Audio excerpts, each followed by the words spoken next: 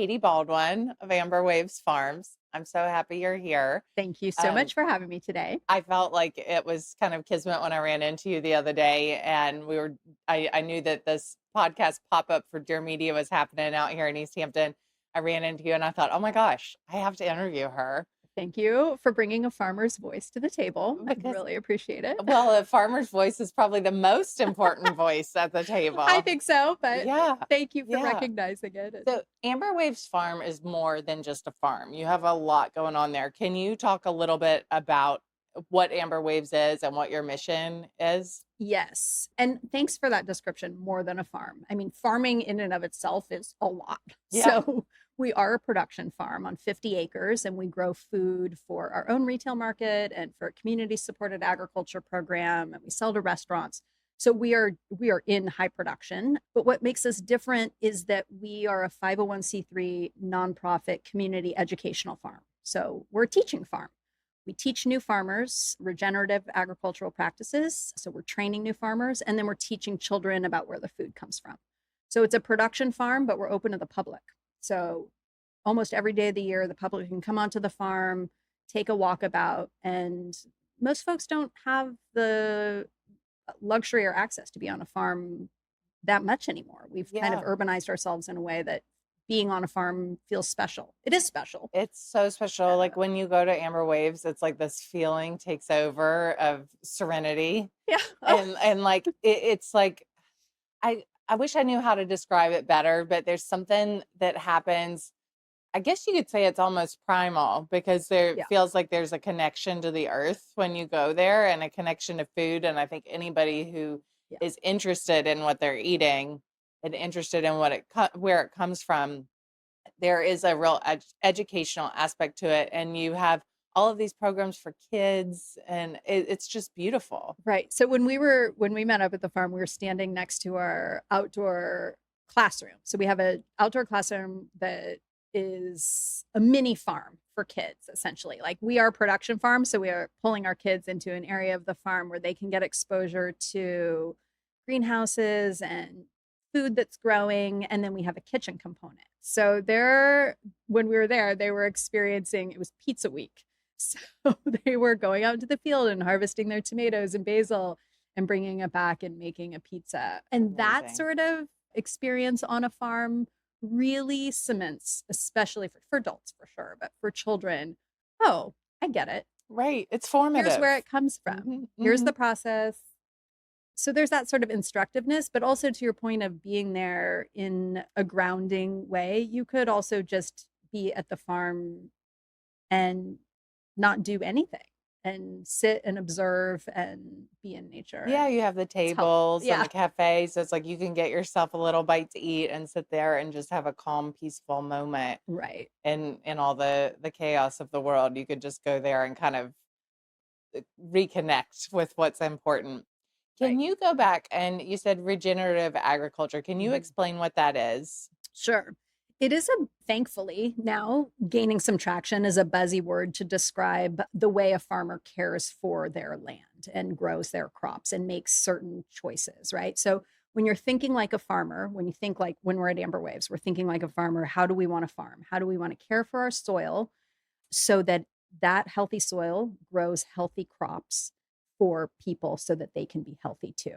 So it's that kind of simple metric, but the regenerative part of it, the way that we are measuring it, the metrics are how much organic matter is in the soil. And what that means is soil is alive. And so, just like we are, so is the soil. So, as farmers, if we're thinking about ways that we can grow crops healthfully, but also care for the land in a meaningful, respectful way, that is giving back, right? It's not so Right. extractive. It's helping the land, feeding the land so that the land can feed us. It's kind of that circular.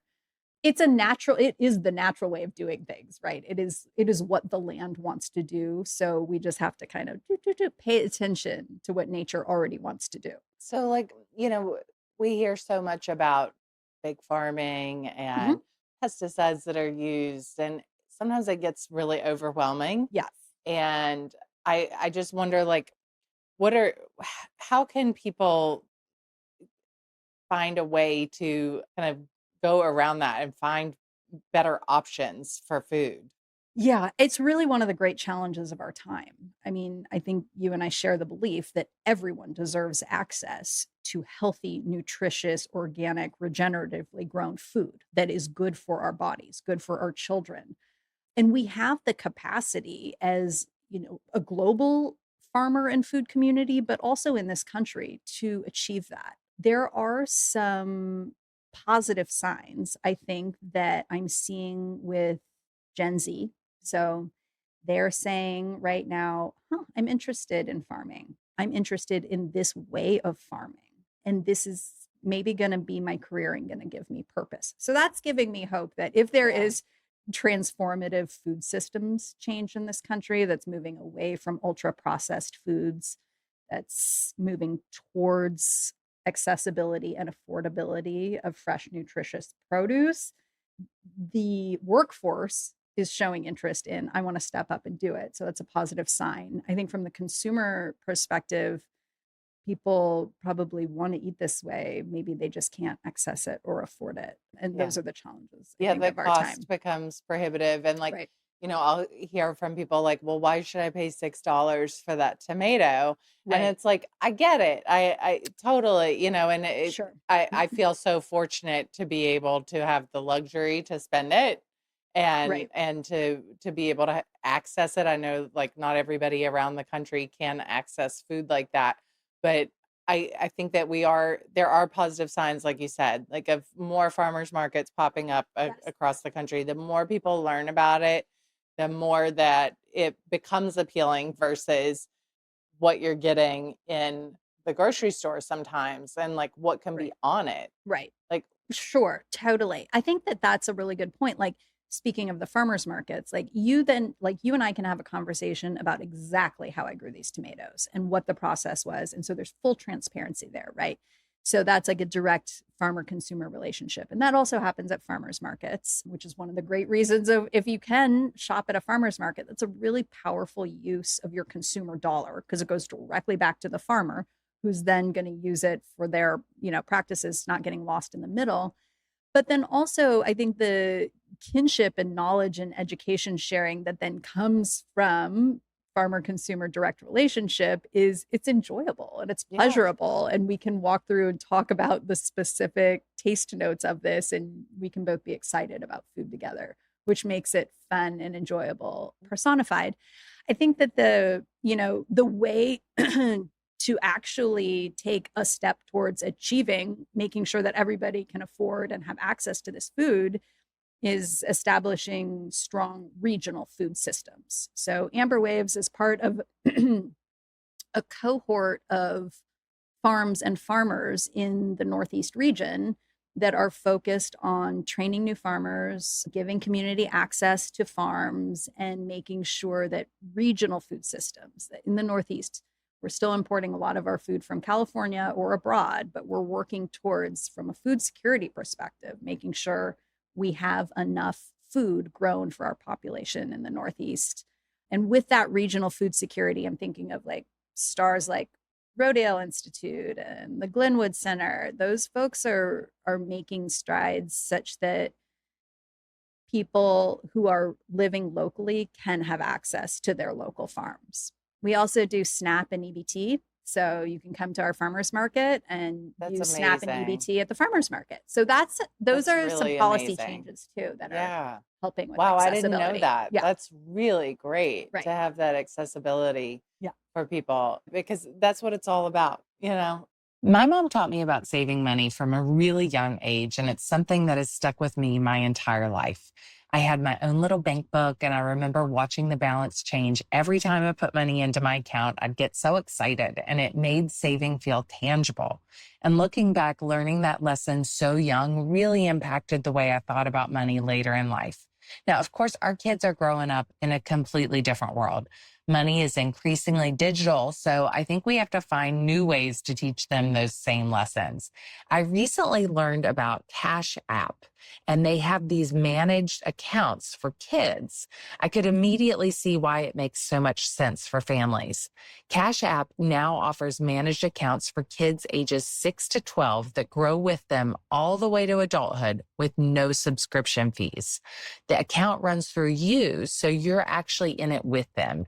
You can set spending limits, lock or unlock their Cash App Visa card, automate allowance, and track money coming in and going out together.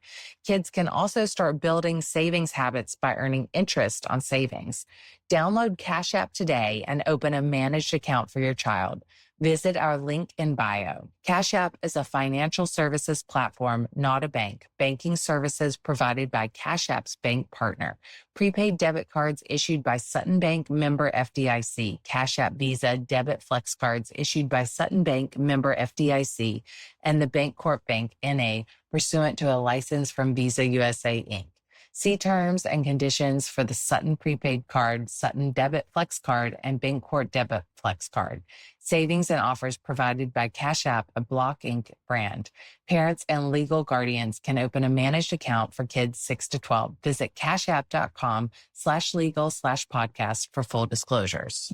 Back to school season is almost here. I can't believe it. And that also means back to packing lunches for Iris.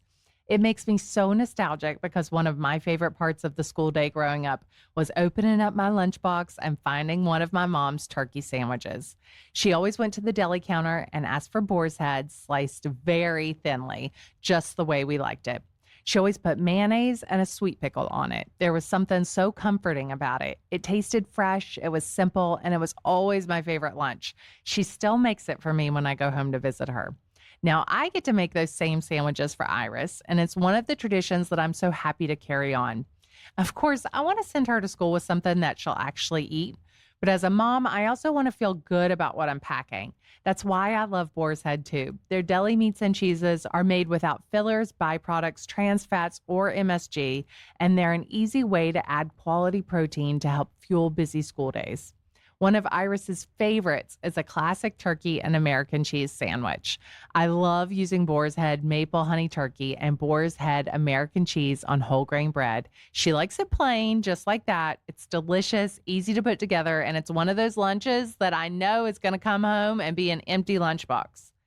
Every family's lunch can be a little different because at the deli counter, everything is freshly sliced to order. Whether your kids love turkey, ham, or cheese, you can have it exactly how they like it. Boar's Head has been helping families head back to school for generations, and now it's part of our family's tradition too. It's truly the lunch you're proud to pack, and they're happy to finish. For lunchtime inspiration, visit boarshead.com/back to school. And for Boar's Head, head to your local deli counter.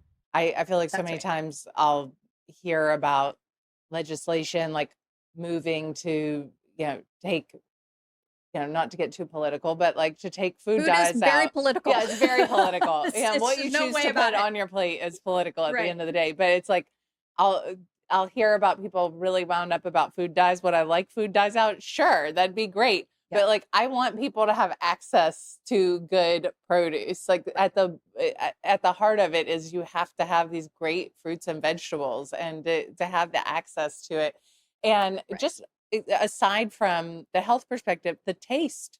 The Right. taste is so good. I was Right. talking to one of my girlfriends yesterday, actually, who lives in Arizona, and she said, "Oh, I was watching your Instagram reel about your tomato salad." She said, "Your tomato salad, I don't think I could even make it because our tomatoes don't taste the same as your tomatoes. We don't have the access to get." She's right. Yeah, she's like, "Mine will never taste like yours." I said, "You're probably right." Like, there is Right. something about the East End of Long Island as well. Like, Sure. our produce is the best. Like, for someone It is who the likes to best. cook, it's so exciting to be here and Yeah. to be able to cook with these ingredients. It is the best, and I'm a native of California, and so in our peak produce season, we are experiencing, I think, the best produce in the country. I mean, I Yeah. will go I will die on the hill for that. Oh, yeah. The East End of Long Island, the terroir here. So we have it's a combination of things. We Yeah, what have is it? soils here that were deposited 11,000 years ago What? from a glacier that receded. So it's this beautiful silt loam that's nutrient rich. So it starts in the soil, right? We have beautiful soils, some of the best in the country. And then we are surrounded by water on all sides, the Atlantic Ocean, and then the bay, the Long Island Sound and the bays. And so that, I mean, there is truly a flavor impart because the prevailing wind from the South Shore blows on that ocean mist. And it's like as if, you know, it's like have the tomatoes are having their Beyonce moment. There's like the ocean is just misting them with this light salinity that changes the flavor of the food. We see it in the tomatoes. We see it in the wheat that we grow to do our baked goods. There is a different Can we talk flavor about your wheat profile. for 1 second? Sure. So glad you brought Gladly. that up. When I saw you the other day, I bought some of your wheat. Yeah. And I'd never bought it before. Okay. And I thought before seeing you today, I better use some of that and try it. And yesterday I made pancakes with it. Oh, okay. And I was like, a whole new world. These pancakes, this recipe that I make a gazillion times tastes totally different. It was incredible. I was so excited by these pancakes. It's so because it's so good. There's flavor, right? Yes, There, that's the ingredients flavor. matter is what it comes down to. Like it matters Right. when you're cooking to have really high quality ingredients. Everything's going to taste differently when you have it. Right. So the Amber Waves farm namesake is from America the Beautiful, Amber Waves of Grain. Right. So that was, we originally called ourselves the Amagansett Wheat Project because on the east end of Long Island, we have this amazing bounty of food, the produce, the wine, the cheese, the beer, the meat, like we have it Sea all salt, here. everything. It's like every kind of farm that you can think of. Yeah, it's awesome. And then we're like, oh, except for if you really wanted to bake a local loaf of bread, we're not growing any culinary grains here. Historically, in our research, you see the windmills around town. We grew wheat and other grains. So we're like, let's make it a project to bring it back. And at the time, we were with Carissa and our friend John DeCuevas, and we have a sourdough starter from the 60s that was made in Amagansett that we've kept going. So we all decided, okay, we'll grow the wheat. Carissa will bake the bread and use John's sourdough starter. And we're going to have a modern heritage local loaf of bread now that circulates around here. So then, though, the wheat that you were using for your pancakes, we just harvested that around 4th of July. So we dry it down and store it at the farm. And then we have a mill house at the farm. So we're milling it and then boxing it and it's going out. So it's a combination of, it's really freshly milled. I think like unless you have a mill at home, you're not experiencing that. And most people don't have a mill at home. Including me. So let's be clear. I'm not like trying to trad wife this out. No, I'm just trying to be a farmer. But so it is unusual for sure to have that flavor experience. So it's the freshly milled component. It's the whole wheat component. That's a whole wheat flour. We didn't sift out any of the oils or the fiber. So it's really fiber forward. Fiber alert. Hello, Great. sis. It's like my antenna right now. How can I get more fiber? Whole wheat pancakes is one way. And then the flavor from being here and growing wheat here tastes different. And Dan Barber and years ago was like, flour doesn't have to be flavorless. Flour can have flavor. And that's the right example of it. Do you sell that online?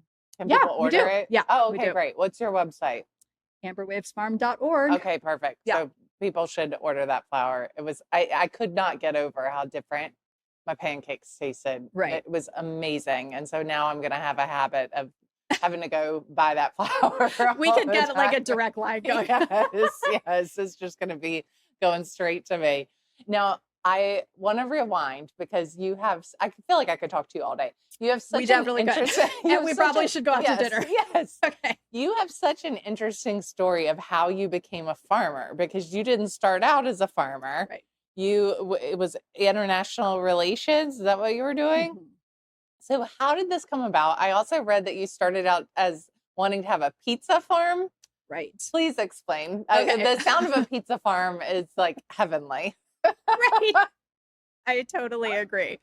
So the quick backstory is that I'm not from a farming family. I grew up in the suburbs of Southern California, and I went to USC and moved to New York. I got a degree in international relations, and I worked at the Council on Foreign Relations as my first job out of school. And I was there, and I was particularly keen on, like global health and food policy, and how are these two things related? And kind of at the intersection of what do I do next? And like a couple people were like, you love food so much. Pay attention to that.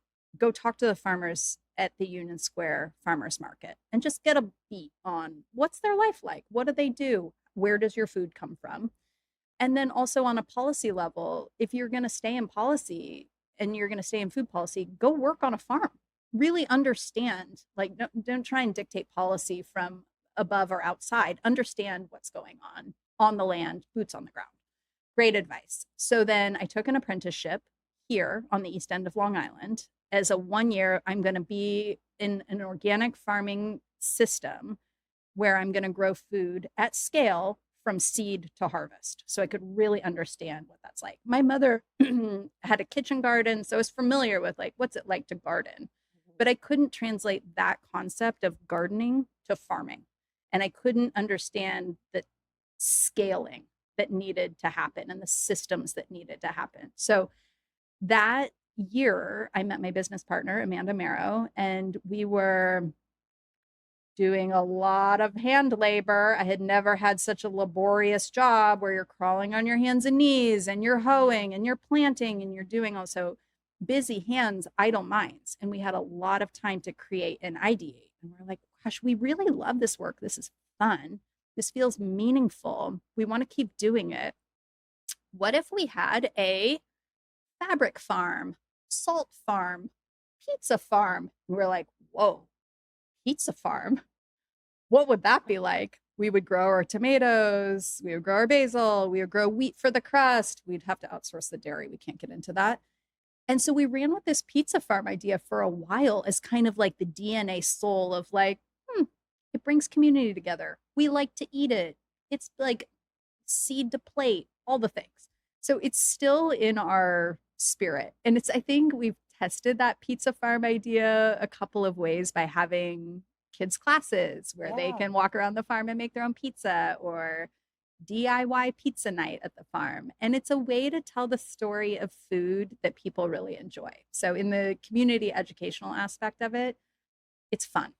Basically, is what it boils down to. It's fun. And I've been farming for 19 years and it's fun. Can you tell me what a typical day of being a farmer is for you? Yes, it's changed over the years. So phase one, like do everything, to now phase whatever I'm in is do different things. But a farmer right now at Amber Waves, if I wasn't sitting in this chair, we had a huge storm last night. So you're doing like, whoa, we have to like, what got flooded, what got damaged? You're doing like a walk the land assessment first thing. And then things are too wet today. So you can't go in with a tractor. You can't harvest anything. You kind of have to have a slow morning. So slow morning means seeding usually. It's kind of atypical because right now on a farm, you're up early, like it's a 6 or 7 a.m. start. You're usually harvesting a lot of food and then having to wash it and then having to pack it and then having to send it out. So if it's going to the CSA or retail market or kitchen, there's a lot of tractor work that's happening throughout the day. There's a lot of weeding. The weeds are growing as fast as everything else is right now. So we have a crew. We started out with just me and Amanda, but now we have a farm crew of 40 farmers, and they're student farmers. So the farmer training program, you can join the program just like I did. We're trying to pay it forward, right? Like if you're not a farmer and you want to learn to be a farmer, we have a program where you can come and learn to be a farmer, and you're responsible for everything. You're really on the hook for growing food at scale, at production for people, and it matters. There's a lot at stake. So that crew is mostly women, and people have asked, like, what is it? Is it like that more women want to get into this type of farming? Is it what's going on? Do they want to be trained and have a mentor that's also a woman? I think it's a combination of things. But the farmer's life, like what that is it's challenging. But I've asked Gen Z, why do you want to do this? And they said, we have spent the last 5 years on screens either through university or through our first jobs, we haven't been in person with people or we haven't done anything real. And they feel devoid of purpose.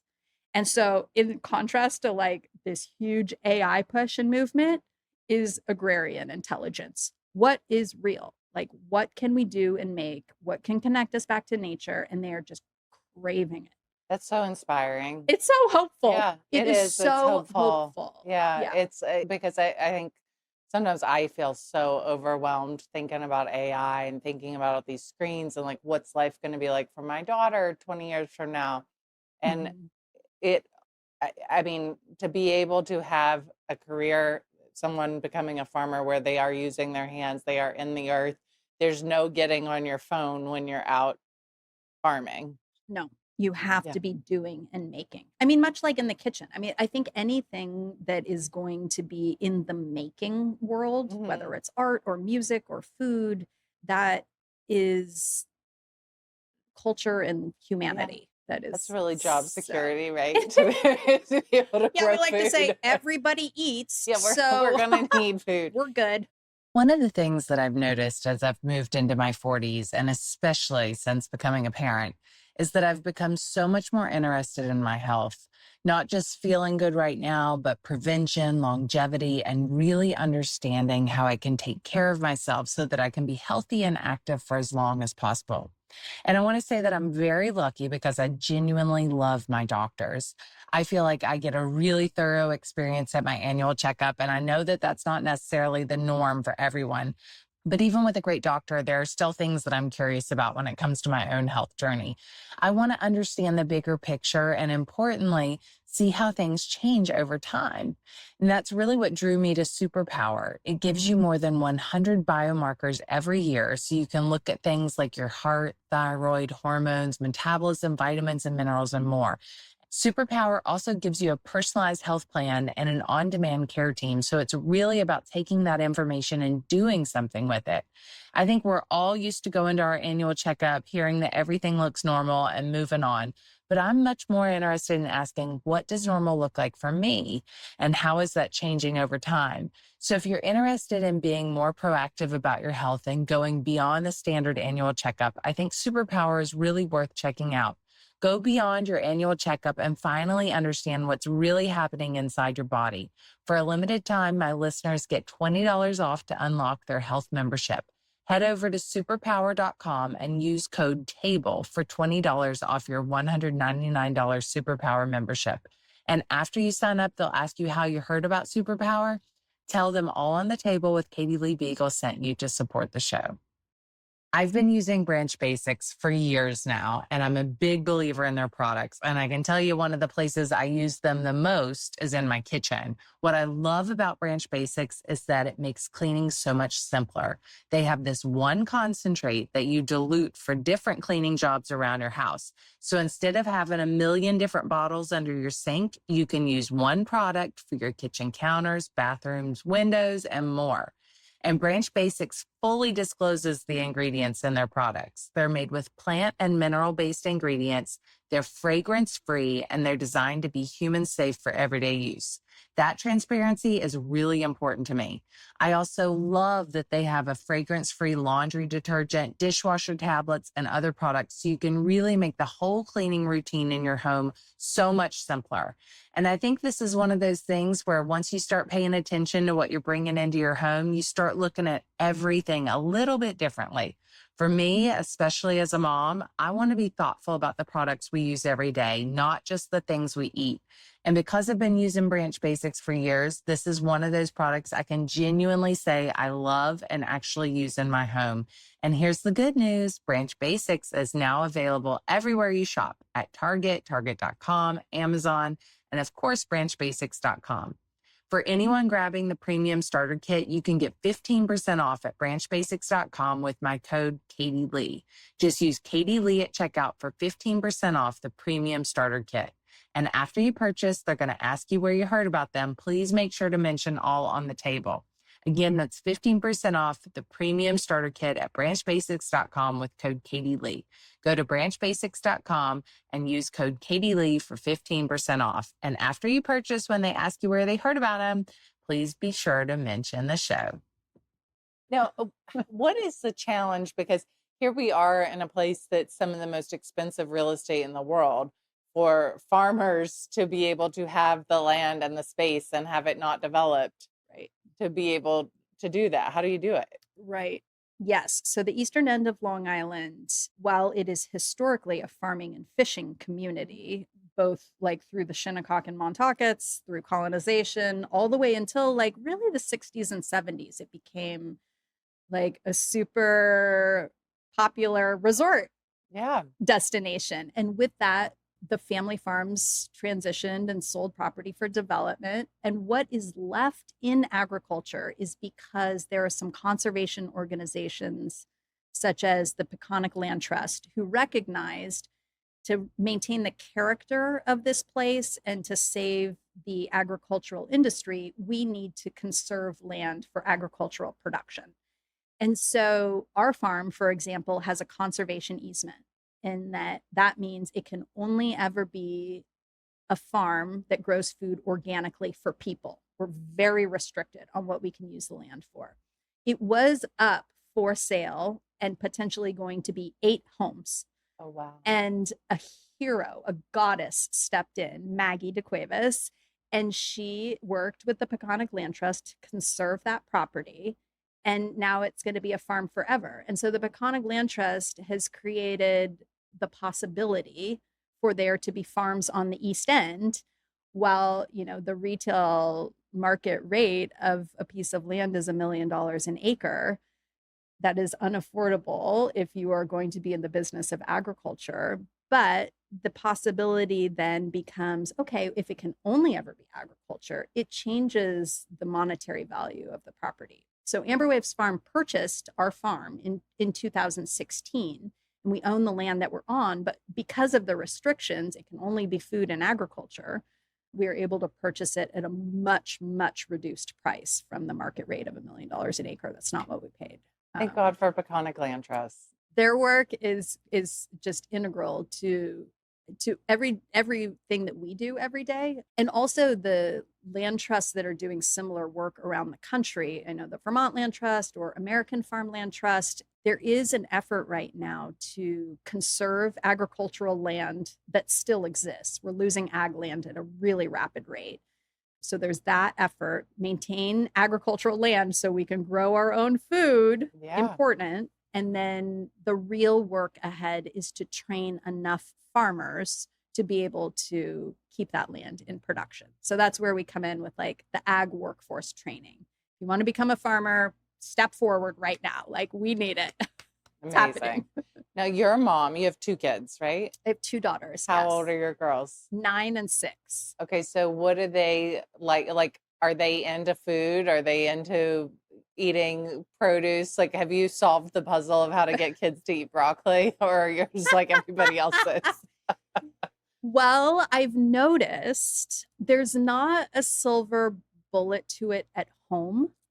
But what I have noticed is that when they are at the farm and they're with their peers and they're walking through the fields and they have a gentle opportunity to taste something, either that they've tried before or taste something new. So let's say they're walking through the broccoli field and one brave 6-year-old is like, I'll try it.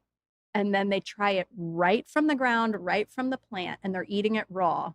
And then they have, it's like the ultimate good form of peer pressure. And everyone else is like, me too, I'll try.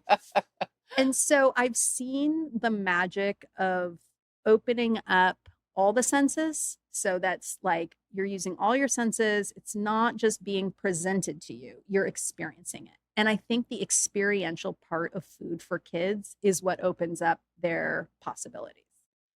That's hard to do in your home kitchen. It is hard, but I think that, you know, there's ways of, like you said, like the experience. So if you can go to a farmer's market and you can take your kids, yes, like exposing them to it over and over again. I feel like all I do is try to expose my daughter to it, who's also getting ready to turn 6. And she's still, you know, turning her nose up. Yes. But I'm like, one day this is going to work. Sure. One because day. It's impressions over time, right? Yeah. So going to the farmer's market or just planting plant a seed together in a tiny little pot that's going to grow. That is also like a small act that is super memorable. It's so hard for me to wrap my head around because I ate everything when I was a kid.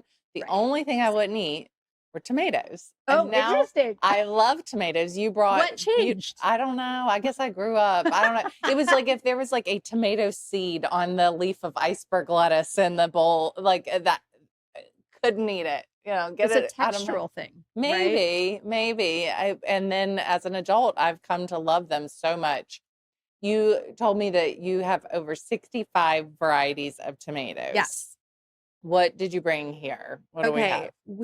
I brought a selection of cherry tomatoes, heirloom tomatoes, and then our sweet little package of, I was going to say tomatillo, but I'm husk cherry or That's ground cherry. They look like little tomatillos. What Yeah. would you use these for? They're so sweet and delicious. Like, are they just for eating or would you put them in a recipe? I've done both. So this is in the tomato family, but it has a totally different flavor profile than some of these other cherry tomatoes in that it is fruit forward, really fruity. Yeah, it's super fruity. Tropical fruity, almost like people have described this as I'm getting hints of like pineapple or melon or chocolate. This is a flavor mind-boggling experience for an adult who has never tried this. So it's kind of a fun cocktail accessory also because you're having it and you're like, instead of an olive in your martini, you're having a husk cherry situation. Right. And then people are like, I have never tasted anything like this before. This is so fun. And then if I'm cooking it, I have had it, our dear friend Tracy Smilo has made me this gorgeous, and Paula have made me this gorgeous chutney.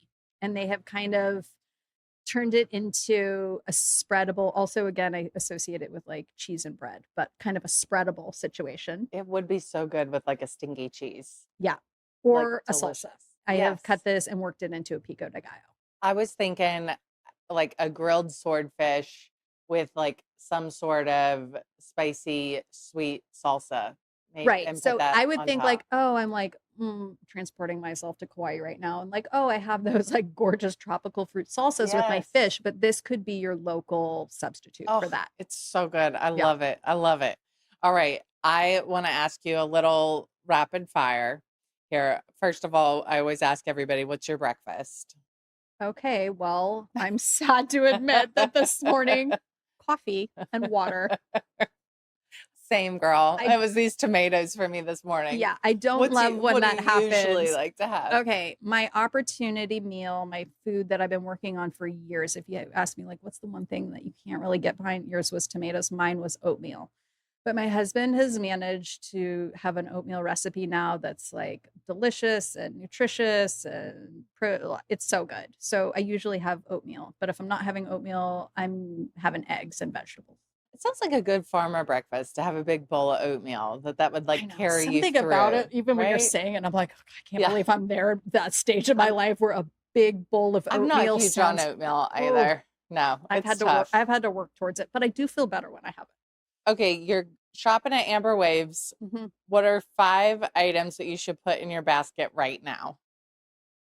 Okay, 'tis the season, so it's definitely peak season tomatoes. The other peak season fresh fruit and vegetable crops that I just think are extraordinary. I had a Persian cucumber from the field yesterday and I was like, boy, this is it. It's so delicious. Don't have to do anything to it. So flavorful, so floral. So tomatoes, Persian cucumbers, garlic. Oh yeah, you brought me some garlic. I did. Oh, she is just she's the grand dame of the. Look at this garlic. This is like the most beautiful garlic. It's so extraordinary. It's a German white hardneck variety that is loosely called Music. But we have been saving our own seed now for 5 years. And so it has developed the terroir of the East End and it's like pink inside and gorgeous. So I have just cut off the top of that and put oil on it. And I have been roasting it on our grill outside and then spreading it on bread. So garlic's a big part of it. The other thing that I would say, I think the whole wheat flour, because I think it's a game changer. I think if you are like using it for pizza dough or pancakes, I think it really is a power pack add. I cooked a lot of zucchini this week, and usually by the middle of August, I am You're over it. zucchini'd I'm like, out. why would I ever eat a zucchini when I could eat something else? Like, for whatever reason, this week I leaned hard into zucchini and I enjoyed every minute of it. I love zucchini. Really? Yes, I love it. I love Okay. it. I love how like you can do so many different things with it, like a Right. quick bread, a pasta, just grill it, like it's pretty bland, Right. like, but it takes on. Gives you the Yes, opportunity to really let it yes. shine. I've been grating it and putting it in stuff. Like the other day I made meatloaf and I put grated zucchini in it. Oh, It was so good. And I did a balsamic glaze on top. okay. Delish.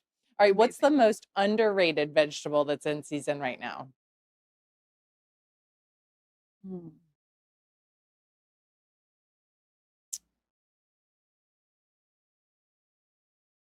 Boy, we grow some killer Japanese eggplant that is sometimes I think feel like eggplant is a difficult one for Yeah, folks it for a is. variety of reasons. But the reason I'm saying this Japanese eggplants and the skin isn't tough.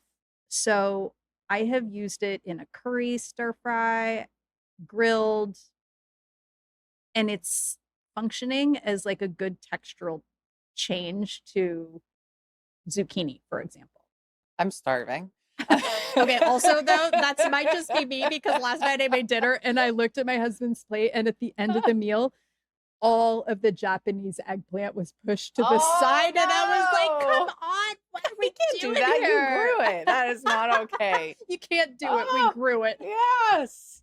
All right, it's your day off. What are you doing? Swimming in the ocean, Oh, heavenly. my favorite thing in the world. Farming and swimming in the ocean. You figured it out, Katie. You Farming really by the figured beach it is out. really fun. Amazing. All right, what do you make for your family when you have nothing to make? Like you've gotten home and you're like, Oh, oh, like every day. uh-huh. The odd thing is, I'm like, I have this bounty coming, and then sometimes at home, I'm like, uh-oh, Yeah, what's for dinner? there's nothing It's like at the my house. shoemaker's kid. In a really rogue turn of events, I made meatballs from scratch. Mm. I'm Irish. Like, I don't really know how to make a meatball. Was it good? It was okay. Yeah. Okay. But that was like quick scan the pantry. I did a fresh tomato sauce. I just dumped the cherry tomatoes in a warm pan, made a meatball, and then made some whole wheat That pasta. sounds heavenly. Yeah, I'm literally so was okay. hungry that sounds like the best thing I've You ever heard were of right now. I was Yeah. so hungry. My last question for you, 50 years from now, what do you hope is happening at Amber Waves Farm? Oh, I love that question. It's so good. I was going to say some amazing women in leadership roles. We do currently have amazing women in leadership roles, but I imagine that in 50 years, the farm to be a global destination where community can come together and learn about food. And that comes in the form of just being on a farm, like really maintaining agricultural access for people 50 years from now, that we might be totally urbanized or totally isolated with tech, and make sure that the programs and values that we have today, which are accessibility, connectedness with nature, connectedness with each other, humanity, can live on through a place-based educational experience. I think maybe also we've created a prototype and model where we have a farm like this, and hopefully other communities around the country or world can be like, huh, that would be a real value add to my community. And so maybe there are many more Amber Waves seeded around that can give other communities I love value that. Wouldn't add that be too. great? You're so inspiring. I So love are what you do. you. Thank Thank you. you for It's everything you do. I love what you do and what you have added to the community and the way that you bring people together for food. And this was really special for me to get to sit here and talk to you and learn more about Amber Waves and everything you're doing.